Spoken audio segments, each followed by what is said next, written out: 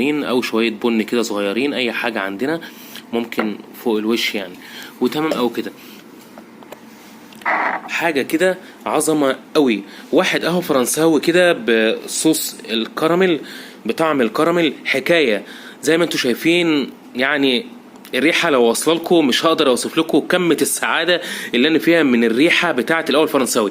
يا ريت كلكم تعملوها في البيت وتقولوا لي رايكم ايه بقى. واحد قهوه فرنساوي بطعم الكراميل. واستنوني كده في فيديوهات تانية جديده ومشروبات جديده نتعلمها مع بعض، وطريقه جديده وحاجات غريبه نقدر نعملها في البيت مع بعض بمنتهى السهوله، ومش هيكلفنا اي مجهود ولا اي خامات كتير.